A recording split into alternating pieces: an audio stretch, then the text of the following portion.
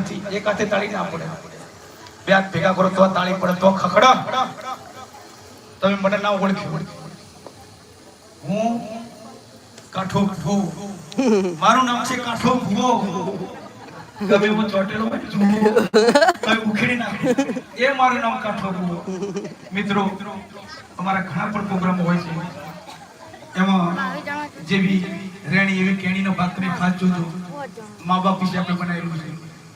અત્યારના જવાન દીકરાઓ મા બાપને કેવી રીતના રાખતા હોય છે.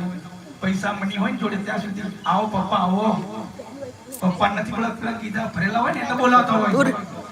એ જ્યારે ખાલી થાય ને તમે પણ ખાલી થઈ જાઓ.